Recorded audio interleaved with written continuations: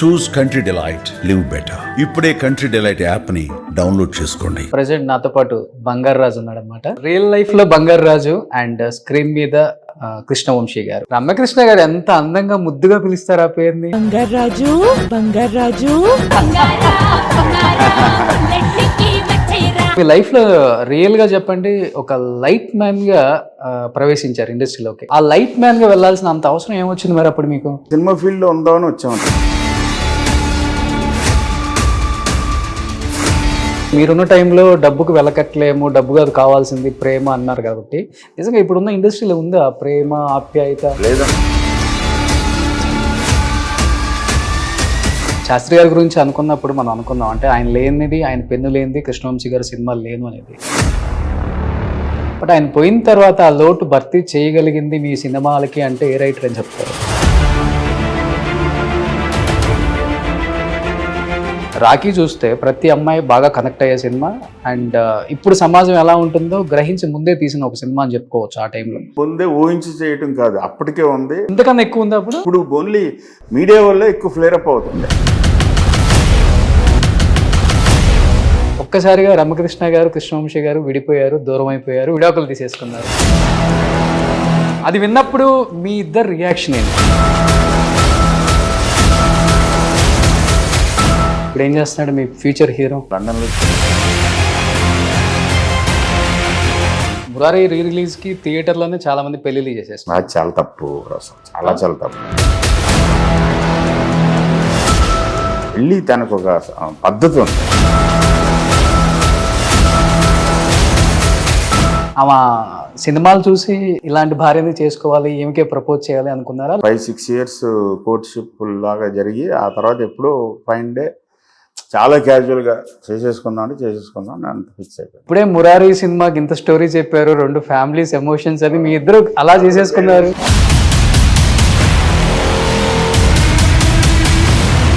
18th re release కాబట్టి ఏం చెప్తారు? ఖడ్గం సినిమాలో సోనాలి బెంద్రేకి డబ్బింగ్ చెప్పింది రమ్య. నీ చేయి పట్టుకునే ఉంటానన్నమాట. Love you. Hi, hello, welcome to Suman TV. నేను మీ రోషన్. ప్రెసెంట్ నాతో పాటు బంగారు రాజు ఉన్నాడు అనమాట. సో బంగారు రాజు, సో రియల్ లైఫ్ లో బంగారు రాజు అండ్ స్క్రీన్ మీద కృష్ణవంశీ గారు. కాదు, రియల్ లైఫ్ లో బంగారాజు కాదు, రియల్ లైఫ్ ఎప్పుడో చిన్నప్పుడు ఎప్పుడో అయిపోయింది. అది అంతేదా? వంశీ సినిమా ఇండస్ట్రీ రావడానికి ముందే ఉంది. సో బంగారు రాజు పేరు మీకు ఇష్టం లేదా? ఏమో, అది అయిపోయింది లాస్ట్. రమ్యకృష్ణ గారు ఎంత అందంగా ముద్దుగా పిలుస్తారు ఆ పేరుని. ఎవరు ఎప్పుడు ఆ సినిమాలో ఏదో పెట్టాడు కళ్యాణ్ గారు, బంగారు రాజు అని. So super. నిజంగా బంగారు రాజు టు కృష్ణవంశీ గారు అంటే మీ జర్నీ చూస్తుంటేనే చాలా హ్యూజ్ ఇన్స్పిరేషన్ ఎవరికైనా కానీ. అయ్యో, థ్యాంక్ యూ సో మచ్. ఎందుకంటే తీసిన ప్రతి సినిమా ఒక కళాకాండం అని చెప్పుకోవచ్చు. అండ్ ఇప్పుడు రీ రిలీజ్కి రెడీగా ఉంది కాబట్టి మీ ఖడ్గం సినిమా దీంతోనే స్టార్ట్ చేయొచ్చు. ఈ సినిమాతోనే మీకు చాలా దగ్గర సంబంధం ఉంది. మీ రియల్ లైఫ్ కి రెండింటికి ఏదో ఒక సంబంధం ఉంటుంది అంటారు కదా, అది ఉంది. సో మన కోటి కష్టాలు పడ్డట్టు కృష్ణవంశీ గారు పడ్డ కష్టం అంటే ఏమని చెప్తారు అసలు సినిమా ఇండస్ట్రీ? ఎప్పుడు కష్టపడలేదు, అవి కష్టాలే కావు అసలు. సో సినిమా ఫీల్డ్లో ఏదన్నా అవుదాం అనుకున్న ప్రతి ఒక్కడికి జరిగే ఇన్సిడెంట్స్.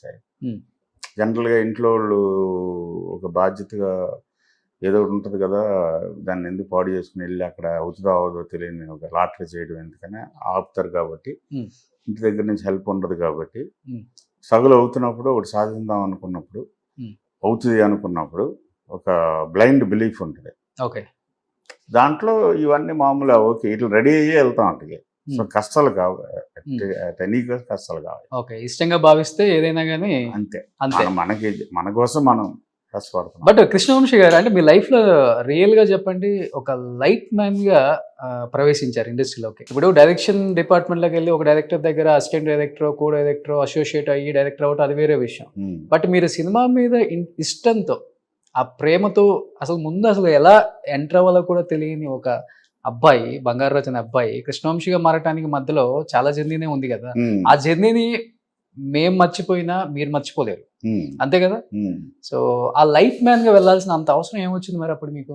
ఏం తెలియదు, సినిమా ఫీల్డ్ లో ఉందామని వచ్చాము, డైరెక్టర్ అవుదామని రాలేదు. నేను సినిమా ఫీల్డ్ లోనే ఉందామని వచ్చినప్పుడు ఏదో ఒకటి, ఏదో జాబ్ ఫస్ట్ ఎంటర్ అవ్వాలి.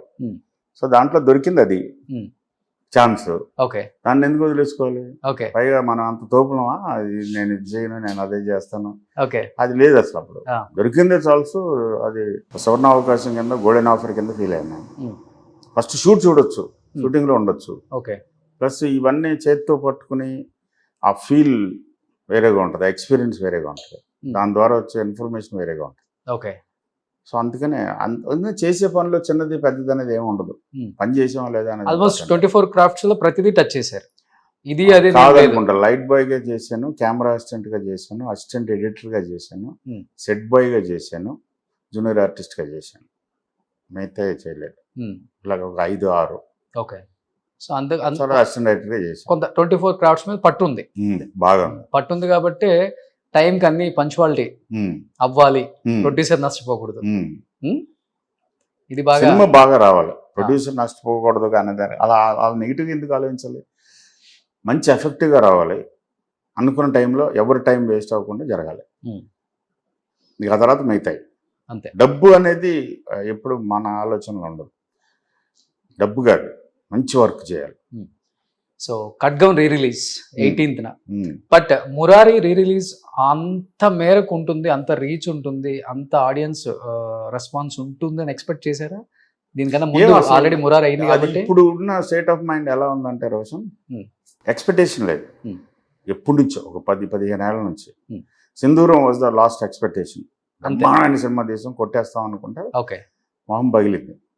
అక్కడి నుంచి నో ఎక్స్పెక్టేషన్స్. పని కరెక్ట్గా చేసామా లేదా, సాటిస్ఫాక్టరీగా చేయగలిగామా లేదా, ఓకే మనం అనుకున్నది ఇవ్వగలిగామా లేదా, ఆ తర్వాత ఏది వచ్చినా హ్యాపీ. సో మురారి రిలీజ్ అని రామలింగేశ్వరరావు గారు చెప్పినప్పుడు, తర్వాత దాంట్లో కలర్ కరెక్షన్ అవి చేస్తున్నప్పుడు చూసి దీన్ని పర్ఫెక్ట్గా చేసి పంపిస్తే చాలు, మనకు దొరికిన దాంతో అనుకున్నాం తప్ప ఇది ఎంత కొట్టేస్తుంది అన్నది తెలియదు.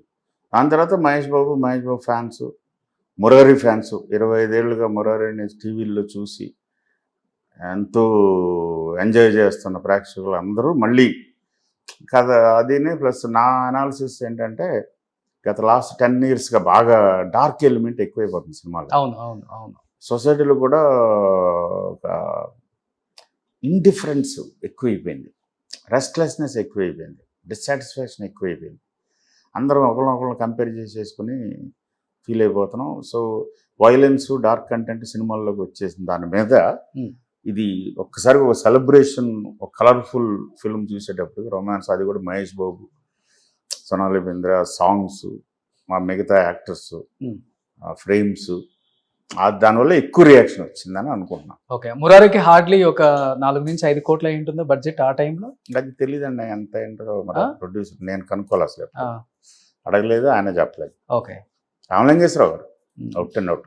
సో రిలీజ్ నా దగ్గరికి ఏది రానవ్వలేదు, ఏది అడిగినా సరే కృష్ణ గారు అబ్బాయి సినిమా కృష్ణవంశీ చేస్తున్నాడు, ఏం అడిగినా సరే చేయాలని ఆయన పట్టే ఆ సినిమా జరగదు అంతే. హార్డ్లీ నేను విన్నది అంతే 4-5 కోట్లు. బట్ రిలీజ్ అప్పుడు ఆల్మోస్ట్ 9 కోట్లు కలెక్ట్ అయ్యింది. చాలా పెద్ద విషయం కదా.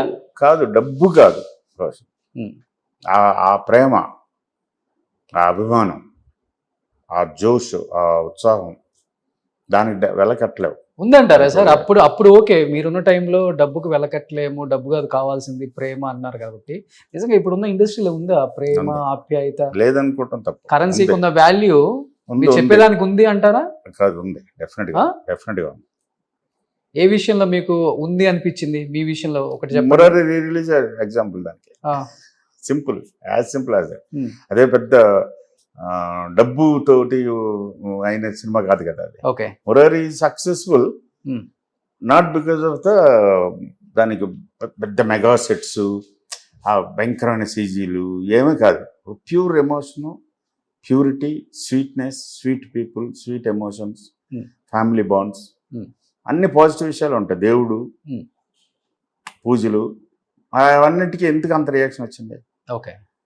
అంటే ఉంది, మనం తప్పు అర్థం చేసుకుంటున్నాం అనేది నాకు తెలియదు. ఇప్పుడు మీరే అన్నారు అంటే మురారి ఆల్మోస్ట్ 25 years అయింది, రీ రిలీజ్ అప్పుడు కూడా మళ్ళీ అంత రెస్పాన్స్ వచ్చింది. టీవీలో కొన్ని వందల సార్లు చూసుంటాం. నేనే ఒక 10 సార్లు చూసుంటాను. అండ్ కృష్ణవంశీ సినిమాలు బోర్ కొట్టవు, ఎన్నిసార్లు చూడాలనిపిస్తుంది. అండ్ సెంటిమెంట్ ని అంత బాగా వర్కౌట్ అవుతుంది ఆ సినిమాలో. అండ్ ప్యూర్ ఎమోషన్స్ ఉంటాయి. అది ఎలా ఎలా జాగ్రత్తలు ముందే తీసుకుంటారా స్టోరీ రాసేటప్పుడే, లేకపోతే సెట్ లో కొన్ని మార్పులు చేర్పులు ఇవన్నీ ఉంటాయి అసలు? సెట్లో ఇంప్రొవైజేషన్ అనేది ప్రతి సినిమాకి జరుగుతుంది. బట్ బేసిక్గా అనుకున్నటప్పుడే మురారికి ఇన్స్పిరేషన్ మన అప్పు చేసి పప్పు కొడు గుండం కదా, అవును, మాయాబజారు, హమాప్కే కౌను, మైనే ప్యార్ కియా, Hmm. ఇలాంటి సినిమాలు అన్నింటిలోంచి ఇలాంటి ఒక స్వీట్నెస్ మనకు రావాలి, ఇక్కడికి ఇలాంటి ఒక ప్యూరిటీ కావాలి, ఇలాంటి ఒక నైసిటీ ఉండాలి అనే ఒక ఇంటెన్షన్, ఓకే, ఫస్ట్ ఇంటెన్షన్లో ఉంటుంది అది. Hmm. అంతేగాని బ్లాక్ బస్టర్ తీయాలి, 1000 కోట్లు సంపాదించాలి అనే దాంతో అయితే అలాంటి కథ టచ్ చేయాలి. ఇప్పుడు అంతా అదే కదా సార్ అదే. మార్కెట్ లో నడుస్తుంది. అదే ఒక్కొక్కసారి ఒక్కొక్క ఫేజ్ వస్తూ ఉంటుంది. ఓకే, కొన్నిసార్లు కమర్షియల్ సినిమాలు వెళ్తూ ఉంటాయి, కొన్నిసార్లు మంచి ఫీల్ గుడ్ ఫ్యాక్టర్స్ వెళ్తూ ఉంటాయి, కొన్నిసార్లు ఫ్యామిలీ ఫిల్మ్స్ వెళ్తూ ఉంటాయి. ఫేజెస్ సినిమా ఇండస్ట్రీలో. ఓకే. సో అందుకే ఇప్పుడు కొంచెం కనెక్ట్ అవ్వడం కొంచెం కష్టం అవుతుంది అంటారా? మీరు చెప్పే 1000 కోట్లు మరి కనెక్ట్ అయింది కదా మురారి. నేను అదే చెప్పేది మురారి ఫ్రెష్ గా తీసుంటే ఆ, ఇప్పుడున్న స్టార్స్ తోటి Hmm. అలాంటి సినిమా తీసుంటే మరి దానికి అంత వచ్చిందంటే అలా ఎంతకి వెళ్ళిపోను అది తెలియదు. అవును అవును. So, 200%. అదే ప్రూఫ్. ఉమ్. అంటే ప్రతి సినిమాకు ఒక వేరియేషన్ చూస్తే అన్ని బ్లాక్ బస్టర్ హిట్స్, గులాబీ కావచ్చు, నిన్నే పెళ్ళాడతా కావచ్చు, మురారి కావచ్చు, ఖడ్గం కావచ్చు, ఏది తీసుకున్నా కానీ వేరియేషన్ ఎక్కువ ఉంటుంది. ఆ వేరియేషన్ చాలా కష్టం ఇనిషియల్ డేస్ లో. తొందరపాట్లో తీసేది ఉంటుంది, లేకపోతే వేరే వాళ్ళ మాటలు విని తీసేది ఉంటుంది. బట్ కృష్ణవంశీ మాటలు విని మాత్రమే తీస్తారనేది ఒక మాట, ఒక టాక్ బయట. సో అది ఎంతవరకు కరెక్ట్ అసలుకి? అదే డబ్బు కోసం వెళ్ళలేదు. డబ్బు కోసం వెళ్తే గులాబీ అయిపోయిన తర్వాత గులాబీ లాంటి సినిమా తీయమంటారు. ఓకే, జనరల్గా ఇప్పుడు ఇండస్ట్రీ ఏంటి, ఒకటి సక్సెస్ అయింది కాబట్టి అలాంటిది పర్టికులర్గా డైరెక్టర్స్ మీద ఆ బ్రాండ్, హీరోస్ మీద ఆ బ్రాండ్ వేసేస్తారు. ఒక టైప్ ఆఫ్ సినిమా ఆడిందంటే ఈ టైప్ ఆఫ్ సినిమా అది చేస్తే డబ్బు ఇస్తాను అంటాడు. ఓకే, ఆ డబ్బు కోసం ఆశపడి మనం అదే చేస్తూ ఉంటాం. నేను ఆశపడలేదు, నాకు అర్థమైంది అప్పుడే, అమ్మో ఇది కరెక్ట్ కాదు. ఓకే. అందుకని గులాబీ ఇలాంటి ఒక young love story plus violence, human trafficking, అమ్మాయిలు, బాడీ షాపింగ్, వీటిలోంచి క్వైట్ ఆపోజిట్గా వెళ్ళిపోయాం. నిన్నే పిల్లడితో అవ్వగానే మళ్ళీ నిన్నే పిల్లడితో లాంటి సినిమా అన్న, అది కాదని సింధూరంకి వెళ్ళాం. సో దీనికి ఆశపడకపోతే, దానికి పడకపోతే ఇలా వెరైటీ సినిమా తీయచ్చు, ఓకే, వెరైటీ ఎక్స్పీరియన్స్ ఇవ్వచ్చు. ఓకే.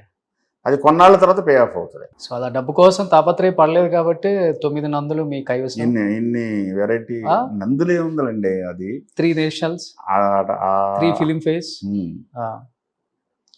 ఓకే. సో అవార్డు కోసం ఎప్పుడు పాకులాడలేదు. వస్తే వచ్చింది, లేకపోతే లేదు, మన పని మనం చేసాం అంతే. అన్న ఫస్ట్ అందరికంటే ముందు నాకు నచ్చిందా లేదా సినిమా. ఫైనల్గా మొత్తం అంతా కంప్లీట్ చేసి సినిమా చూసుకుంటున్నప్పుడు నేను డిసప్పాయింట్ అవ్వకూడదు, నేను సిగ్గుపడకూడదు, నేను అవమానపడకూడదు.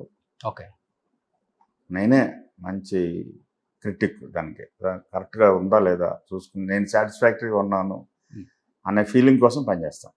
సో ఇప్పుడు 22 years బ్యాక్ థియేటర్లో చూసినప్పుడే గూస్ బంప్స్ ఖడ్గం. ఇప్పుడు రిలీజ్ అన్నారు, ఇప్పుడు మార్పులు చేర్పులు చేసినప్పుడు, కలర్ కరెక్షన్స్ చేసినప్పుడు ఒక్కసారిగా చూసుకున్నప్పుడు ఏమనిపించింది మీకు ఆడియన్స్ పాయింట్ ఆఫ్ వ్యూలో? ఆడియన్స్ అంటే సపరేట్ కాదు రోషన్, నాకు ఇప్పుడు నేనే ఆడియన్స్. అందుకనే మనం ఆడియన్స్ కాకుండా లేము. మనం ప్రతి సినిమా చూస్తున్నాం, ప్లస్ ఈ సినిమా చాలాసార్లు చూసాం. మధ్యలో ఫ్రెండ్స్ వచ్చినప్పుడు పెడతా ఉంటారు యూట్యూబ్లోనూ, 5 సరదాగా చూద్దాం అని చెప్పి, దాని గురించి ఎప్పుడు కంటిన్యూస్ డిస్కషన్. ప్లస్ 22 yearsగా every year January 26th, August 15th టీవీల్లో వస్తున్నప్పుడల్లా కూడా ఆ 2 రోజులు ఫేస్బుక్లోను ట్విట్టర్లోను నాకు డిస్కషన్లు జరుగుతూ ఉంటాయి. నేను రెస్పాండ్ అవుతూ ఉంటాను.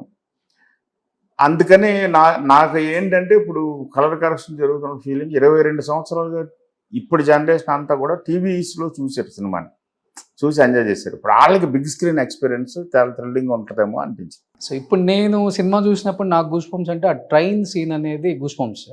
అసలు థియేటర్లో ఒక్క సెకండ్ కూడా ఐ బ్లింక్ చేయలేము అనమాట. మీకు గూస్ బంప్స్ అనిపించిన సీన్ అంటే అప్పుడు చేసేది ఎప్పుడు, ఇప్పుడు కాదు? ఏం గుర్తులేదు, ప్రతి సీన్ ఎంజాయ్ చేశాను నేను, ప్రత్యేకంగా అలాగానే ఏం లేదు. ఉన్న మన యాక్టర్స్ చెప్పుంటారు కదా, ఈ సీన్ మటుకు చంపేశారు కృష్ణవంశీ గారు, చాలా అమేజింగ్ అనిపించింది. చాలా సీన్ల గురించి చెప్తారు. అలాగా ఒకటి కాదు, పర్టికులర్గా ఒకటి పిన్ పాయింట్ చేయలేదు. ఇప్పుడు మీ సినిమాల్లో కాస్టింగ్ కంపల్సరీ మీరే చూసుకుంటారా? ఎందుకంటే ఆ ఆర్టిస్టులు మీరు రాసిన క్యారెక్టర్ కి మీ సినిమాలో సెట్ అయినట్టు ఏ సినిమాలో సెట్ అయిన ఆర్టిస్ట్ నేను ఎక్కడ చూడలేదు. Thank you. అంత పర్ఫెక్ట్గా ఉంటుంది. కోటి అంటే కోటి. ఉమ్, సో ప్రకాష్ రాజ్ గారు Hmm. క్యారెక్టర్, శ్రీకాంత్ గారు అంటే శ్రీకాంత్ గారిని అప్పటి వరకు అలా చూడలేదు కూడా. అవును అప్పుడు దాకా ఒక లవర్ బాయ్ ఇమేజ్ ఉన్న, ఒక రొమాంటిక్, అవును, ఒక అవును. ఫ్యామిలీ అనుకున్న శ్రీకాంత్ ఒక్కసారిగా టర్న్ అయ్యి మీరు అలా చూపించగానే థియేటర్లో ఆయన కళ్ళల్లో ఉమ్, రెడ్ కలర్ లో ఒక తెలియని ఒక ఇది ఉంటుంది చూసారా అవును అవును. థియేటర్లో, ఆ అరే సీన్ థ్యాంక్ చూస్తేనే you so much, thank you so much. Srikanth గారి రియాక్షన్ ఏంటి అసలు ఆ టైంలో? మీ ఆయనదే కావాలి. శ్రీకాంత్ మేబీ ఆ టైంకి శ్రీకాంత్కే ఏంటి ఈ క్యారెక్టరు ఓకేనా, నీకు ఓకేనా అని అన్నాడు ఫస్ట్లో. నీకు ఆ. ఓకేనా సీరియస్ క్యారెక్టరా, పర్ఫెక్ట్గా ఉంటుందో ప్రాబ్లం. అప్పటికే చాలాసార్లు ముందు నుంచి నాకు పరిచయం, శ్రీకాంత్ మధు ఫిల్మ్ ఇన్స్టిట్యూట్లో ట్రైన్ అవుతున్నప్పటి నుంచి పరిచయం నాకు. సో కనపడినప్పుడల్లా కొంచెం క్లోజ్ అయిన తర్వాత నీతో యాక్షన్ ఫిల్మ్ చేయాలరా, నీతో యాక్షన్ ఫిల్మ్ చేయాలరా అని అనేవాడిని. అది ఫిజిక్ బాగుంటుంది, ఫిట్ బాగుంటుంది, ఫైట్స్ బాగా చేయగలడు, డైలాగ్ బాగా చెప్పగలడు, ఎక్స్ప్రెషన్ బాగా ఉంటుంది, ఒక ఓవరాల్ లుక్, ఒక హ్యూమన్ లుక్ ఉంటుంది. సో దాంతో చేయాలరా, ఏం సినిమాలు చేస్తున్నారా అని అంటూ ఉండేవాడిని. నువ్వు చేయి అనేవాడు. సో అది ఎప్పుడైతే కుదిరిందో నాకు ఆల్రెడీ ఆ ఐడియా ఉంది కాబట్టి యాక్టర్గా వాడి తాలూకు ప్లస్ పాయింట్స్ మైనస్ పాయింట్స్ అన్ని నేను అబ్జర్వ్ చేశాను కాబట్టి ఇది దానికి ఈజీ అనిపించింది casting. But as an actor గా ఆ సినిమా తర్వాత ఆయన ఇమేజే మారిపోయింది. అప్పుడు దాకా ఫ్యామిలీ లాగే చూసాం అవును, శ్రీకాంత్ గారిని, అవును. కంప్లీట్ ఇమేజ్ మార్చేశారు. ఇప్పటికీ ఖడ్గం అంటే ఫస్ట్ గుర్తొచ్చే శ్రీకాంత్ గారు. సో సైలెంట్ గా కూడా ఇంత వైలెంట్ చేయొచ్చా అనేది. బట్ మీ రియల్ లైఫ్ లో ఉందా ఇప్పుడు మురారిలో ఉన్న సోనాలి బింద్రే టైప్ కానీ, లేకపోతే ఇక్కడ ఉన్న సోనాలి బింద్రే మీ రియల్ లైఫ్ లో అలా రమ్య గారి గురించి ఎప్పుడైనా పాటలు పాడటం, చెప్పమ్మ పాటలు కానీ, నువ్వు కానీ? ప్రతి వైఫ్ అండ్ హస్బెండ్, ప్రతి లవర్స్ మధ్య కొన్ని స్వీట్ నథింగ్స్ ఉంటాయి. దాన్ని సేల్స్ పెట్టకూడదు, ఓకే, బయట పెట్టకూడదు, పర్సనల్ ఎక్స్పీరియన్స్. సో మీరు రియల్ లైఫ్ లో పాడిన పాట అదేనా? అదే చెప్తున్నా కదా, సేల్స్ పెట్టకూడదు అని. సార్ అందరూ కృష్ణవంశీ గారు అంటే ఆ పేరుకే ఎందుకో తెలియని ఒక భయం అయితే ఉంటది బయట. మనిషి చూస్తేనే చాలా స్వీట్. ఎందుకు బయట అది క్రియేట్ అయిపోయింది మార్కెట్ లో? మీరు నాకు తెలియదు, మేబీ నేను చేసిన సినిమాల సినిమాలా? వల్ల ఉండొచ్చు మేబీ. బట్ నన్ను చూసి ఎవరిని భయపడతారంటే నాకు నమ్మశక్యం కాదు, నవ్వు వస్తుంది పైగా.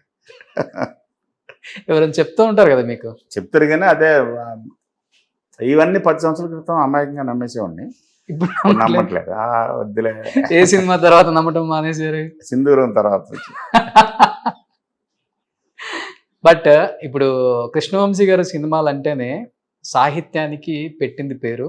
సిరివెన్నెల సీతారామ శాస్త్రి గారు పెన్ను పెట్టందే కృష్ణవంశీ సినిమా ముందుకెళ్ళదు.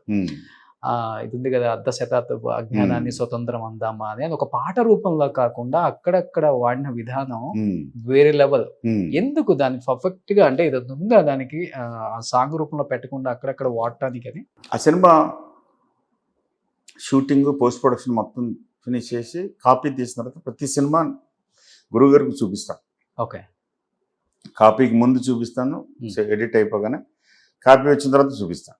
ఓకే, చూసిన తర్వాత ఆయన రియాక్షన్ తీసుకుని దాన్ని బట్టి ఒక్కోసారి విన్ను, ఒక్కోసారి వింటాను, రకరకాలు జరుగుతుంటాయి. అలాగే సింధూరం సినిమా ఇంకో 2 రోజుల్లో రిలీజ్ అవుతున్నారుగా, కాపీ వచ్చింది గురువుగారు చూపించాను. నైట్ ఒక 11-11:30కి మెడ్రాస్లో దేవి శ్రీదేవి అని అరవింద్ గారికి ఒక థియేటర్ ఉండేది, టీవీ థియేటర్, 2 థియేటర్లు ఉండేవి. అందులో వేసుకున్నాం. పద్మలయ ఆఫీస్కి బయట ఉంటుంది అది, అక్కడ టీ నగర్లో. 11 o'clock స్టార్ట్ అయ్యి నైట్ 2:30కి తిరుగుగా అయింది. బ్రహ్మాజీ వైఫ్, నేను, శాస్త్రి గారు ప్లస్ ఇంకో 5 ప్రొడక్షన్ వాడు ఉన్నాడు. ఓకే, సినిమా అయిపోయింది. ఆయన సీరియస్గా బయటకు వచ్చేసి ఆ రోడ్డు మీద తిరుగుతున్నారు. నైట్ 2:30కి ఎవరు ఉంటారు కదా, రోడ్డు మీద తిరుగుతున్నారు. నేను లోపల ప్రింట్ అంతా ప్యాక్ చేయించి బ్రహ్మాజీ వాళ్ళు వెళ్ళిపోయారు. బయటకు వచ్చి ఏంటి గురించి అంటే, సరిపోవట్లేదురా నువ్వు ఇదంతా డిస్కస్ చేస్తున్నావు అని తెలియదు నాకు, సినిమా దీనికి ఇంకో పాట కావాలి, పేపర్ ఏమన్నా ఉన్నాడు. పాట ఇప్పుడు అంటే నేనేం చేయను, ఎక్కడ చేయనా, లేదు అర్జెంట్గా పేపర్ ఏదైనా ఉండి, పేపర్ గురించి అని చూస్తే రోడ్డు మీద సిగరెట్ ప్యాకెట్ ఉంది. అది తీసి ఓపెన్ చేసి ఇచ్చాను, పెన్ ఇచ్చి. ఆ పెన్ ఉంటుంది ఆయన చేతిలో. దాని మీద రాశారు అర్ధ శతాబ్దపు అజ్ఞానాన్ని స్వతంత్రం అందామా. ఓకే, గూస్బంప్స్ కదా, అదిరిపోయింది గురించి. పద ఇంటికి వెళ్ళి వెంటనే రాసేస్తాను. మార్నింగ్ ఇంటికి వెళ్ళిన తర్వాత ఆల్మోస్ట్ ఒక 1/2 hourలో అయిపోయింది. 2 రోజులు రిలీజ్. 2 రోజులు అంటే 3వ రోజున రిలీజ్, ఆ రోజు నుంచి. సో అప్పటికప్పుడు శ్రీగణ్ లేపి మార్నింగ్ రికార్డింగ్ రా, సాంగ్ చేయాలి, బాలుగారు కావాలి. బాలుగారితో అప్పుడు నేను పనిచేయలేదు, కానీ ఈ పాట బాలుగారు పాడితేనే కరెక్ట్గా ఉంటుంది అని. అంత ఆల్ ఆఫ్ ఎ సడన్ కొన్ని అవర్స్ ముందు బాలుగారు అంటే దొరకదు. అప్పుడు భయంకరమైన బిజీ, 5-6 పాటలు రోజు. అన్నీ వీడి చిరాకు పడ్డా, ఎప్పుడైనా కాదు అర్జెంటుగా ఇది కావాలంటే ఆడప్పటికప్పుడు లేచి వచ్చి ఒక 5 o'clockకి మొత్తం చూసి, సరే నేను ఏదో పడతానని వెళ్తే బాలుగారు అంటే కుదరదు అది. మళ్ళీ శాస్త్రి గారితో ఫోన్ చేయించి, సో బాలుగారు అంటే సరే మన కోదండపాణికి వచ్చాం మనం, ఆయన థియేటర్ ఉండేది అక్కడ, ఏదో గ్యాప్లో వచ్చి చేసేస్తాను అని ఆయన వేరే స్టూడియో నుంచి 9-9:30కి వచ్చేటప్పటికి ఇంకా మ్యూజిక్ చేస్తున్నాడు. ఆయన రాశారు పాట రాసినప్పుడే 6 చరణాలతోటి 7 చరణాలతో రాశారు. సో ఏం చేయాలి, 2 చరణాలతో ఒక పాట ఫినిష్ చేయడం కాదని టైటిల్స్లో కొంత వాడి అక్కడి నుంచి మళ్ళీ అక్కడక్కడ పోస్ట్ చేయడం కోసం మళ్ళీ మిక్సింగ్ థియేటర్ ఉన్న ఏదో సినిమా ఉంటుంది రౌడీజం చేసి దానికి ఎంటేసి బయటికి మిక్సింగ్ థియేటర్కి వెళ్ళి ఈ సాంగ్ పోస్ట్ చేసి అది డాల్బీలో చేసాం సింధూరం.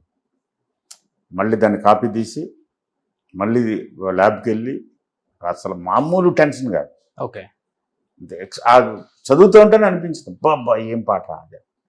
బట్ ఆయన తర్వాత అలా వచ్చిన పాట అది. ఓకే, చాలా పుట్టింది సినిమాలో మొత్తం హైలైట్ అయింది కేవలం అది. ఇప్పటికీ ఆ సినిమా చూస్తున్నప్పుడు అది మాత్రం మన మైండ్ లో ఎక్కువ ఉంటుంది. గ్రేట్ సార్ ఇది. బట్ ఆయన సరిగ్గా అలాగే ఖడ్గంలో టైటిల్ సాంగ్. అవును, సూపర్. చాలా రాస్తే అది అక్కడక్కడ పోస్ట్ చేసుకుంటే వెళ్ళాను. అవును. సో ఖడ్గం అంటే ఏంటి, దేశభక్తి అంటే ఏంటి, దేశ తత్వం అంటే ఏంటి, భారతీయం అంటే ఏంటి, భారతీయ తత్వం ఏంటి, నేషనలిజం ఏంటి, పెట్రియాటిజం ఏంటి, ఇండియన్ యాటిట్యూడ్ ఏంటి, మన యాటిట్యూడ్లో మన ఎమోషన్స్ ఏంటి, మన ఎమోషన్స్ తాలూకు పవర్ ఏంటి, దాన్ని మనం ఎంతో యూజ్ చేస్తున్నాం, అది అంతా కూడా రాసుకొస్తే మళ్ళీ మొత్తం అంతా పోస్ట్ చేసేసాను. చాలా గొప్పగా ఉంటుంది. ఓంకారనాదం అనేది సాంగ్ టైటిల్స్ దగ్గర నుంచి ఖడ్గంలో చాలా బాగుంటుంది. అంటే పాకిస్తానీ ఇండియా మీద అంత వైరాగ్యం చూపించారు కదా, ఎటువంటి గొడవలు బయట అంటే ఇలా ఉంటుంది, పాకిస్తాన్ ఇలా ఉంటారు, ముస్లిమ్స్ ఇలా ఉంటారు అనే దాని మీద ఎప్పుడు ఏం గొడవ జరగలేదు కాదు. ముస్లిమ్స్ అని అందరిని అవ్వలేదు, అందుకనే అమ్జద్ ఖాన్ క్యారెక్టర్ క్రియేట్ చేసింది. అమ్జద్ ఖాన్ లాంటి చాలా మంది ఉన్నారు ఇక్కడ, కానీ కొంతమంది మిస్గైడెడ్ యూత్ ఉన్నారు. వాళ్ళ పొలిటికల్ గెయిన్స్ కోసం, ఫైనాన్షియల్ గెయిన్స్ కోసం, పవర్ కోసం కొంతమంది వాళ్ళతో ఆడుకుంటున్నారు, వాళ్ళని అడ్డం పెట్టి. ఓకే, దాన్ని కరెక్ట్ చేయాలనేది అది తప్ప ఇది మతం పేరు మీద జరుగుతున్న కొంతమంది తాలూకు దుష్కృత్యాలు. ఓకే, సో బిఫోర్ శాస్త్రి గారి గురించి అనుకున్నప్పుడు మనం అనుకుందాం అంటే ఆయన లేనిది, ఆయన పెన్ను లేనిది కృష్ణవంశీ గారి సినిమాలు లేను అనేది. బట్ ఆయన పోయిన తర్వాత ఆ లోటు భర్తీ చేయగలిగింది మీ సినిమాలకి అంటే ఏ రైటర్ అని చెప్తారు? ఏం తెలియదు, నేను ఇంకా పనిచేయడం స్టార్ట్ చేయలేదు. ఆయన పోయిన తర్వాత చేశారు కదా, రంగమార్తాండ చేశారు. రంగమార్తాండకి ఆల్రెడీ రాసేసి ఉన్నారు ఆయన. సో దానికి కంప్లీట్ అయిపోయింది. దాని తర్వాత ఇంకా కొత్త సినిమా స్టార్ట్ చేసినప్పుడు ఇప్పుడు లేకపోతే టైం ఆగదు కదా. అవును, నెక్స్ట్ ఏదో ఒక దాంతో వెళ్ళాలి ముందుకి. ఓకే, ఇంకా బ్రిలియంట్ రైటర్స్ ఉన్నారు, శాస్త్రి గారితో కంపేర్ చేయలేం, బట్ మనకి చాలా బ్రిలియంట్ రైటర్స్ ఉన్నారు, వాళ్ళని పట్టుకుని మళ్ళీ ఏదో తంటాలు పడాలి. ఓకే, సో మీకు షింక్ అవుతారంటారా ఇప్పుడు? ఆల్రెడీ నేను ఇప్పుడు చంద్రబోస్తో చేశాను, అనంత్ శ్రీరామ్తో చేశాను, సుద్దాల అశోక్ తేజతో చేశాను, చిరావుల విజయ్ కుమార్తో చేశాను, శక్తితో చేశాను, కొత్త వాళ్ళతోటి బాగా కొత్త వాళ్ళతో లక్ష్మీ భూపాల్ పాటలు రాశాడు, చాలా మంది తోటి పనిచేశాను. ఆ ప్రాబ్లం లేదు. సో కృష్ణవంశీ గారు, మీ ప్రతి సినిమాకి ఒక మెసేజ్, ఒక అవేర్నెస్ రెండు ఉంటుంది. రాఖీ చూస్తే ప్రతి అమ్మాయి బాగా కనెక్ట్ అయ్యే సినిమా, అండ్ ఇప్పుడు సమాజం ఎలా ఉంటుందో గ్రహించి ముందే తీసిన ఒక సినిమా అని చెప్పుకోవచ్చు. ఆ టైంలో ఒక రకంగా చెప్పాలి అంటే దానికి కర్త కర్మ క్రియ అంటే మీరేనే చెప్తారా, లేకపోతే వెనక నుంచి ఎవరైనా నడిపించిన శక్తులు ఉన్నారా? ఫస్ట్ ఆఫ్ ఆల్ ముందే ఊహించి చేయటం కాదు, అప్పటికే ఉంది, కొన్ని వందల సంవత్సరాలుగా ఉంది. హరాస్మెంట్ ఆఫ్ ఉమెన్, టార్చర్ ఇంతకన్నా ఎక్కువ ఉంది, అప్పుడు ఎక్కువ ఉంది. ఇప్పుడు ఓన్లీ మీడియా వల్ల ఎక్కువ ఫ్లేర్ అప్ అవుతుంది. ఓకే, అప్పుడు మీడియా లేదు కాబట్టి ఎక్కడ చెప్పుకోవాలో తెలియదు కాబట్టి అని చాలా మంది, ఇప్పుడు కూడా చాలా మంది ఆగిపోతున్నారు, చాలా మంది చెప్పుకోవట్లేదు. సో మనిషి ఉన్నంత వరకు, ఆడమ్మగా ఉన్నంత వరకు అది జరుగుతూనే ఉంటుంది. అది ఇవాళ కదా, ఇంకో 50 సంవత్సరాల దాకా కూడా జరుగుతాయి. తర్వాత ఆ కథ రాధాకృష్ణ అని ఒక అతను నాకు అప్పటికి 10 సంవత్సరాల ముందు చంద్రలేఖ టైంలోనే, సింధూరం టైంలోనే చెప్పాడు. ఎవరో పంపించి నువ్వు విను, విన్ని చాలా బాగుందిరా, బట్ నేను నా సొంత కథలు చేసుకుంటాను, వేరే కథలు చేయను. ముందే చెప్పాను. అయినా సరే మీరు వినండి సార్, మీరు ఒకసారి వింటే నేను వంశీ గారికి చెప్పుకున్నాను అనేది నాకు సాటిస్ఫాక్షన్ ఉంటుందంటే విన్నాను. చాలా బాగుందిరా అంటే, కానీ పక్క రాగా ఉంది. వాడు ఓన్ ప్లేసు సూర్యారావుపేటలో చేస్తుంది. అప్పటికే నాకు చెప్పింది 4:30 గంటలు చెప్పాడు కదా. అది అలా ఉండిపోయింది. సరే నేను చేయను. తర్వాత తారక్ తోటి సినిమా చేయాల్సి వచ్చినప్పుడు ఎలాంటి సినిమా చేయాలి అన్నప్పుడు ఆ తారక్ అంటేనే ఒక పవర్, ఒక ఫోర్స్ అది. అండ్ మల్టీ టాలెంటెడ్, బ్రహ్మాండమైన డ్యాన్సరు, బ్రహ్మాండమైన డైలాగ్స్ చెప్తాడు, మెమరీ పవర్ అద్భుతం, పెర్ఫార్మింగ్ స్కిల్స్ అద్భుతం. సో ఇట్లన్నిటికీ సరిపోయేది పడాలి. అప్పుడు అది గుర్తొచ్చి దాన్ని రివైవ్ చేసి రాధాని పిలిపించి మళ్ళీ మొత్తం ఎక్కడెక్కడో తిరుగుతున్నాడు. అప్పటికే దాని మొత్తం కథ రాసుకుని నేను ఆ కథను మొత్తాన్ని పూర్తిగా మార్చి అడాప్ట్ చేసి కొన్ని క్యారెక్టర్స్ కొన్ని సీక్వెన్స్లు మాత్రం తీసుకుని మళ్ళీ ఫుల్ స్క్రీన్ ప్లే రీవర్క్ చేసి కొంత ఈ ఎలిమెంట్స్, సాంగ్స్, ఫైట్స్ ఇవన్నీ కూడా ఇన్కార్పొరేట్ చేసి చేసింది. సో క్రెడిట్ రాదా, అది సోర్స్ హార్ట్ రాదా ఐడియా. దాన్ని నేను అడాప్ట్ చేసి మన తాలూకు ఎక్స్పీరియన్స్లు, మన రియాక్షన్స్ కూడా యాడ్ చేసి ఎన్టీఆర్ పవర్కి అప్పచెప్పాం. అంటే స్టోరీ నెరేట్ చేయగానే తారక్ ఫీలింగ్ ఏంటి అసలుకి? అప్పటి వరకు తనకు కూడా అది కొత్తనే చెప్పుకోవచ్చు. అలాంటి ఒక స్టోరీ తనకు కూడా పెద్ద సాహసం. అది కూడా లైక్ మనం శ్రీకాంత్ ఖడ్గంలో అనుకున్నట్లే ఏమనలేదు, బాగుందనే చేసేద్దాం అని అన్నాడు అంతే. అదే సీన్ ఉంటుంది సుహాసిని గారిని కాలుతుంది అనే సీన్. రియల్గా ఆ టైంలో కావాలి, ఆ ఎమోషన్స్ రావాలని తనిన సీన్ అనే చాలా మంది చెప్తుంటారు బయట. షేర్ చేసిండే దాన్ని. అవును, తన్నలే, చంపేస్తాను అసలు. హాసిన్ గారు నాకు చాలా ఇష్టం. బట్ షేర్ చేసిండే ఎక్స్ట్రాడినరీ యాక్టర్. ఆ టైమింగ్ తెలుసు, ఎక్కడ వరకు వెళ్ళాలి కాలు, ఎక్కడికి వెనక్కి లాగేయాలని. సో అలాంటి అసలు మనం చెప్పక్కర్లేదు వాళ్ళకి ఆటోమేటిక్. అండ్ సుహాసిన్ గారు అనదర్ ఎక్స్ట్రాడినరీ యాక్టర్స్. ఆ timing important. Okay, body reflex అంటాం, ఎంతవరకు కాల్ వస్తుంది. అమ్మకి ముందే చెప్పి ఇలా ఉంటుందమ్మా అని, ఓకే మీకు ఓకే అంటే చేద్దాం, లేకపోతే లేదు చేద్దాం, ఓకే బాగుందని చెప్పాను అన్న తర్వాత టైమింగ్ వాళ్ళిద్దరూ చూసుకున్నారు. అండ్ షాజీస్ అంటే terrific actor, very good human being.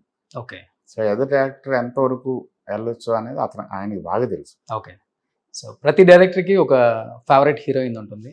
But ఆ ఫేవరెట్ హీరోయిన్తో వర్క్ చేయడం అనేది ఇంకొక పెద్ద డ్రీమ్ అని చెప్పుకోవచ్చు. అలా మీ లైఫ్లో జరిగిందా? రమ్య. ఓ, రమ్య గారు కాకుండా రమ్య గారు కాకపోతే నేను పనిచేసిన హీరోయిన్స్ అందరూ నాకు favourite heroines. Okay, they are beautiful angels. They are okay.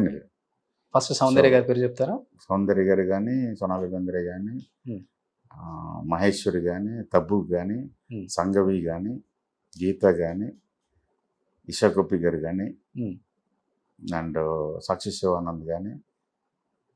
First time తను వర్క్ చేసిన హీరోయిన్ పేర్లన్నీ గుర్తు పెట్టుకున్న one and only director Krishna Vamsi గారు. కాజల్ అగర్వాల్ కానీ, సింధు మేనన్ కానీ, జెనీలియా డిసోజా కానీ, సూపర్ దే ఆర్. భావన కానీ మహాత్మలో. సో మర్చిపోదాని రమకృష్ణ గారు ఫస్ట్ చెప్పారు. కాదు, నువ్వు అడిగిన ప్రశ్న సమాధానం చెప్పు. మర్చిపోదాని ఆమె పేరు ఫస్ట్ చెప్పారు. నువ్వు అడిగిన పేరు చెప్పాను, నువ్వు అడిగిన ప్రశ్నకి సమాధానం చెప్పు. Okay, but Ramya great actress, మంచి యాక్ట్రెస్ అని తెలుసు, కానీ ఎంత గ్రేట్ యాక్ట్రెస్ అనేది రంగమార్తాండలో పనిచేస్తున్నప్పుడు అర్థమైంది నాకు. Okay, great. శివగామి చూసినప్పుడు అనిపించలేదా? శివగామికి వెనకాల సపోర్ట్ ఉంది, బ్రహ్మాండం డైలాగ్ ఉంది, స్టేజింగ్ ఉంది, బ్రహ్మాండమైన క్యారెక్టరు. ఆటోమేటిక్ మిగతా వాళ్ళందరూ ఆవిడ వస్తే కింద కూర్చుని పోతారు. అది చూస్తుంటే ఎవరు చేసినా బాగానే ఉంటుంది అనిపిస్తుంది. ఓకే, ఈ సినిమాలో అవి ఏం లేవు, ఓన్లీ ఐస్, డైలాగ్ కూడా లేదు. ఓకే, ఐస్ తోటి చూపించాలి, అది కష్టం అంట. టూ ఎక్స్ట్రీమ్స్ అయ్యి, నీలాంబరి నరసింహలో ప్లస్ బాహుబలిలో శివగామి, ఈ రెండు ఒక హైట్స్. మన రాజుగారు రంగమార్తాండలో ఇంకొక ఎక్స్ట్రీమ్. సో నీలాంబరి శివగామి అంటే ఆమెను చూసి స్క్రీన్ మీద రియల్ లైఫ్లో ఎలానే ఉంటారేమో అనేది కొంత ఇమాజిన్ చేసుకుంటారు ఆడియన్స్. లేకపోతే అంటే అసలు రియల్ లైఫ్ లో రమ్యకృష్ణ గారు అంటే ఏమని చెప్తారు? చాలా ఫన్ లవింగ్ పర్సన్, చాలా soft, smart and sharp. Okay, super sharp, బాగా ఫన్ లవింగ్ పర్సన్. బాగా వంట చేస్తారని విన్నా నేను. అవును, ఆ? ఆవిడకి సరదా. ఓకే. రసాలు కూడా 4-5 వెరైటీలు పెడతారు. అవి కానీ నాన్ వెజిటేరియన్ కానీ వెజిటేరియన్ కానీ దోశలు కానీ ఓకే. Very good she's. అంత టైం ఉంటుందా రామకృష్ణ గారికి? She enjoys it. Okay. So time తీసుకుని చేస్తుంది. ఈవెన్ షూటింగ్స్ దగ్గర కూడా లంచ్ బ్రేక్కి ఆవిడకి ఒక 2-3 కూరలు వండుకుంటుంది ఆవిడే. ఆమె వండుకుంటుంది ఇప్పుడు కూడా క్యారవాన్లో. ఓకే. రసం పెట్టుకుంటుంది. సో రమ్య గారు చేసే ఫుడ్లో మీకు బాగా ఇష్టమైన ఫుడ్? అన్నీ బాగుంటాయి, మళ్ళీ అందులో తేడా లేదు. Chicken, mutton, biryani? మటన్ చేయదు, చికెన్ బిర్యానీ అన్నీ బాగుంటాయి, అన్నీ బాగుంటాయి. ఓకే. పచ్చళ్ళు కానీ. సో కృష్ణవంశీ గారు, మీరు ఇన్ని సినిమాలు తీశారు, ఇన్ని ఇయర్స్ నుంచి ఇండస్ట్రీలో ఉన్నారు, మీ మీద ఒక కాంట్రవర్సీ కూడా లేదు. బట్ ఏం కాంట్రవర్సీ లేకపోతే బాగోదేమో అని చెప్పేసి ఒక చిన్న కాంట్రవర్సీ, లేకపోతే నిజమో కాంట్రవర్సీయో రూమర్సో లేకపోతే ఏంటో మాకు తెలియదు, మీరే ఆన్సర్ చేయాలి. ఒక్కసారిగా రమకృష్ణ గారు కృష్ణవంశీ గారు విడిపోయారు, దూరం అయిపోయారు, విడాకులు తీసేసుకున్నారు, ఒక బాంబు బేల్ చేశారు అందరూ కూడా. అది విన్నప్పుడు మీ ఇద్దరు రియాక్షన్ ఏంటి అసలు? నవ్వుకున్నాం, ఇద్దరం పగలబడి నవ్వుకున్నాం. నిజం కదా అది. కాకపోతే దీనికి ఇప్పుడు ఎవరో కావాలని పుట్టించడం అది కూడా కాదు. ఇప్పుడు ఆవిడ చెన్నైలో ఉంటుంది, నేను హైదరాబాద్లో ఉంటున్నాను కాబట్టి లేదు సెపరేట్ అయిపోయారని అనుకుంటారు. కాదు, నాకు ఖాళీ ఉన్నప్పుడు నేను వెళ్తాను, ఆవిడ ఫ్రీ అయినప్పుడు అది నాకు తెలుసు. సో వాళ్ళు చెడు ఉద్దేశంతో కాదు. చాలామంది ఆ రూమర్కి మెయిన్ కారణం నేను అనుకునేది వాళ్ళు మా మీద ఉండే అభిమానంతో అయ్యో పాపమా అని వాళ్ళు విడిపోకూడదు అని అనుకుని అదేంటి పాపం అన్న ఉద్దేశంతో వచ్చినాయి తప్ప వేరే దాన్ని నేను అనుకోవట్లా. మేబీ మీరు ఇద్దరు కలిసి కూడా ఏ ఫంక్షన్స్కి వెళ్ళదు. ఇప్పుడు జనరల్గా నేను పెద్ద పబ్లిక్ పర్సన్ కాదు, ఆవిడే పెద్ద పబ్లిక్ పర్సన్ కాదు. ఆవిడ ఇంకే కొన్నిసార్లు తప్పదని కొన్నిట్లకి వెళ్తుగా నేను అసలు వెళ్ళను అక్కడికి. ఓకే. సో ఆటోమేటిక్గా ఆ క్వశ్చన్ రైజ్ అవ్వదు. ప్లస్ ప్రైవేట్గా ఫ్రెండ్స్ హౌసెస్ గెట్ టుగెదర్స్కి వాటికి మేము కలిసి వెళ్తాం. బట్ అక్కడ ఫోటోలు గిట్లు ఉంటావు కదా. ఓకే. మేము సోషల్ మీడియాలో పెట్టాం. That's our personal life. Okay. తనలో మీకు నచ్చిన ఒక మంచి క్వాలిటీ అంటే ఏమని చెప్తారు రమ్య గారిలో? Divine child, everything is very good. అట్టే చెప్పాలంటే she is divine child, blessed child. అంతే. పేరెంట్స్ని చాలా బాగా చూసుకుంటారు.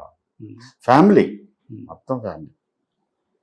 నచ్చని క్వాలిటీస్ ఏమైనా ఉన్నాయా? ఏం లేవు. ఏముంటాయి? కోప్పడతారు కదా, అది మామూలు కదా, ఎవరికైనా మనం చేసిన పనిని బట్టి ఉంటుంది. మీరు భయపడతారు కదా రమ్య గారికి? అలాగేం కాదు, తను బాధపడకూడదు అనుకుంటాను. అంతేనా? భయపడుతుంది. సూపర్ హస్బెండ్ అబ్బా. చాలా మంది హస్బెండ్స్ అలాగే ఉంటారు. వైఫ్ని బాధ పెట్టడం ఇష్టపడతారని అనుకోవట్లేదు. ఆ బాధపడకూడదని అవసరం అయితే కొంచెం తగ్గుతారు చాలా మంది హస్బెండ్స్. ఓకే. నేను చాలా మంది తెలిసిన. సో మీరు కూడా బయట అదే చెప్తారు అందరికి, మన హీరోస్కి వర్క్ చేసిన వాళ్ళకి? లేదు, మేము పర్సనల్ విషయాలు మాట్లాడుకోను. ఎవరి పర్సనల్ విషయాలు నేను అడగను, నా ఎవరికి చెప్పను. అసలు ఎక్కడ బయటకు వెళ్ళరు కదా? వెళ్తాను, కానీ పబ్లిక్ ఐలో ఉండేదానికే ఉండదు. పబ్స్కి వెళ్తా ఉంటాను, రెస్టారెంట్స్కి వెళ్తా ఉంటాను, ఫ్రెండ్స్ ఇళ్ళకి వెళ్తాను. మీరా? కానీ మీకు తెలియదు, అదే చెప్పకూడదు. అవునా? అది వెళ్ళి సైలెంట్గా వెళ్ళి మన పని మనం కాసేపు కూర్చొని ఎంజాయ్ చేసి వచ్చేస్తుంటాం. ఓకే. అక్కడ ఉన్న వాళ్ళు కొంతమంది చూస్తారు, సో వాళ్ళు గుర్తుపెట్టిన వాళ్ళు ఎలా ఉంటారు, లేకపోతే మామూలు కొంతమంది ఏదైనా ఫోటోలు తీసుకోవాలంటే తీసుకుంటారు. కానీ నన్ను గురించి తెలిసిన వాళ్ళు అనుకుంటున్నాను నేను, బహుశా అర్థం చేసుకుని ఆ డీసెన్సీ కాపాడతారు, ఆ ప్రైవసీ. ఓకే. వాళ్ళు ఇమ్మీడియట్గా దాన్ని చేసుకోరు. సో మురారి రీ రిలీజ్కి థియేటర్లోనే చాలా మంది పెళ్లిళ్ళు చేసేస్తున్నారు. అది చాలా తప్పు, చాలా చాలా తప్పు. మ్యారేజ్ అనేది ఒక అద్భుతమైన పవిత్రమైన క్రతువు. అది పాపం తెలియని కొంత ఎంతూజియాజం మురారి క్రియేట్ చేసిన ఒక యుఫోరియా. అవును, అందువల్ల చేసేసారు. కానీ అది అసలు కరెక్ట్ కాదు. పెళ్ళి తనకు ఒక పద్ధతి ఉంది. ఆ క్రతువుకి ఒక first step, second step, third step, ఇక్కడ నుంచి ఇక్కడికి, ఇక్కడ నుంచి ఇక్కడికి అనేది అదొక బ్యూటిఫుల్ వ్యవస్థ. మనకి కొన్ని వేల సంవత్సరాల క్రితమే పెళ్ళి ఇద్దరు ఇండివిజువల్స్ మధ్య కాదు, 2 ఫ్యామిలీస్ మధ్య, 2 కల్చర్స్ మధ్య, 2 డిఫరెంట్ ఎన్విరాన్మెంట్స్ మధ్య వీళ్ళందరూ కలిసి నెక్స్ట్ జనరేషన్ని క్రియేట్ చేయటం, ఓకే, ఫ్యూచర్ని క్రియేట్ చేయటం. సో దానికి ఒక బ్రహ్మాండమైన వెయిట్ ఇచ్చారు మనోళ్ళు. దానికి కావాల్సిన అరేంజ్మెంట్ అంతా చేశారు. ఇవి చేస్తే ఇక్కడ ఒక పవర్ క్రియేట్ అవుతుంది.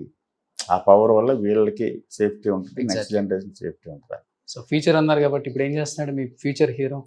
లండన్లో చదువుతున్నాడు, మొన్నే జాయిన్ అయ్యాడు.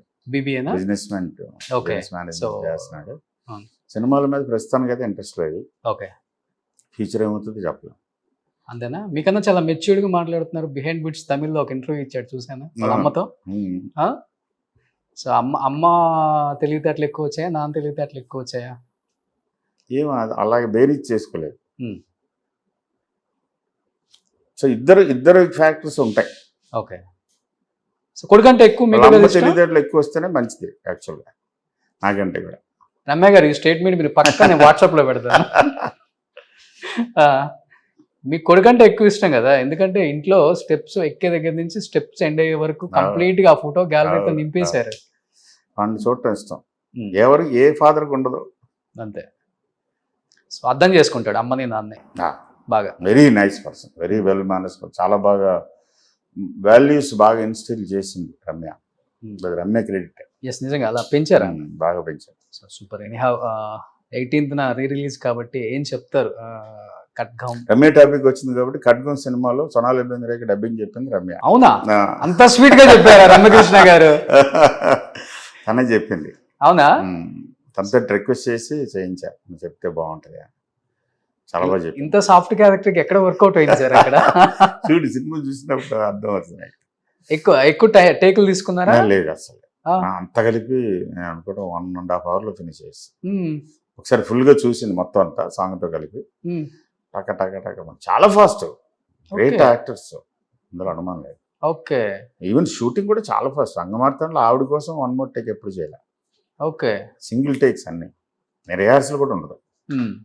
సో ఇచ్చిందంటే పక్కా 100% షార్ట్ అవుతుంది. రమ్య గారిని నెగిటివ్ షేడ్ లో చూడటం ఎక్కువ ఇష్టం, పాజిటివ్ గా చూడటం ఎక్కువ ఇష్టం మీకు? నెగిటివ్ షేడ్స్ ఏం చేసింది ఎంతవరకు? నరసింహ ఒకటి చేశారు. నరసింహ నెగిటివ్ షేడ్ కాదు, అదే పెయిన్ తోటి తన హార్ట్ బ్రేక్ అయ్యి Hmm. Sad state. Hmm. Sad లో కొంతమంది ఏడుస్తారు, కొంతమంది కోప్పడతారు. ఓకే. మన కోప్పడింది అంతే. నైస్ షేడ్, చాలా బాగా క్యారెక్టర్ కన్సెప్షన్ సూపర్. నిజంగా రమ్య గారు కాల్తో అలా సౌందర్య గారిని ఇలా తీసేది ఉండొచ్చు. ఆ అవును. షార్ట్ చూసారు, అవును. థియేటర్ లో చూడాలి అది. సో బాగా నచ్చిన సినిమా రమ్య గారిది? ఆల్మోస్ట్ అన్నీ ఉంటాయి, నచ్చనిది అనేది ఏమీ లేదు. అది కొంచెం మాస్ మసాలా కమర్షియల్ అంటే నాకు పెద్ద ఎక్కువ అయ్యి. Hmm. సో నాకు నచ్చలేదని చెప్పాను, మంద ఆ ఏరియా కాదు. బట్ రాఘవేంద్ర గారి సినిమాలు అన్నింటిలో రమ్య బ్యూటిఫుల్, చాలా అందంగా ఉంది. ఆయన మానవుడు. ఆమె సినిమాలు చూసి ఇలాంటి భార్యని చేసుకోవాలి, ఏమికే ప్రపోజ్ చేయాలి అనుకున్నారా? రియల్ లైఫ్ మ్యారేజ్ అనేది ఉద్దేశం లేదు, ఓన్లీ సరదాగా ఇద్దరం కలిపి ఒక ఫ్రెండ్లీగా తిరుగుతా ఉన్న టైంలో 5-6 years కోర్ట్షిప్ లాగా జరిగి ఆ తర్వాత ఎప్పుడో ఫైన్ డే చాలా క్యాజువల్గా చేసేసుకుందాం అని ఫిక్స్ అయిపోయింది. గురుగారికి చెప్పాం, గురుగారితో ఇప్పుడే మురారి సినిమాకి ఇంత స్టోరీ చెప్పారు, 2 ఫ్యామిలీస్ ఎమోషన్స్ అని. మీ ఇద్దరు అలా చేసేసుకున్నారు. 6 years నుంచి 7 years నుంచి కలిసి తిరుగుతున్నాం కదా, సో మాకు తెలుసు each okay and every aspect. దాని తర్వాత సార్ అవన్నీ ఇన్ని చెప్పిన అవన్నీ చూసుకోకుండా ఎందుకు దిగుతాను. Super. Anyhow 18th re release అవుతుంది కాబట్టి first of all thank you sir. ఇంత ఇనిషియేట్ తీసుకొని మళ్ళీ మాకెంతో ఇష్టమైన సినిమాలని ఒకసారి థియేటర్స్ తీసుకొచ్చి ఇప్పుడున్న జనరేషన్కి కూడా కనెక్ట్ అవుతాయి ఇలాంటి సినిమాలన్నీ కూడా. ఇప్పుడు చూస్తూనే ఉన్నా రిలీజ్ సినిమాలు ఆల్మోస్ట్ అప్పుడు కన్నా ఎక్కువ బడ్జెట్ని కలెక్ట్ చేస్తుంది చెప్పాలంటే. అంటే పిల్లలకి, అంటే అప్పుడున్న పిల్లలకి ఎంత ఫ్యాషన్ ఈ సినిమాలు చూడాలి థియేటర్స్ లో అనేది. మీరు చెప్పారు కదా, టీవీలో చూస్తే ఆ కిక్ ఉండదు, ఈ సినిమాలన్నీ థియేటర్ లో చూస్తే నాకు కిక్ ఉంటుంది కాబట్టి. సో మంచి మంచి సినిమాలు మళ్ళీ మీరు మళ్ళీ డైరెక్ట్ చేయాలి మా కోసం. ఫ్యామిలీ సినిమాలు అంటేనే కృష్ణవంశీ అంటే ఫ్యామిలీ సినిమాలు, అలాంటి సినిమాలు చేయాలని మనస్ఫూర్తిగా కోరుకుంటున్నాను sir. Thank you so much. Suman టీవీలో మీ పర్సనల్ అండ్ బిజినెస్ ప్రమోషన్స్ కోసం కింది నెంబర్కి కాంటాక్ట్ చేయండి.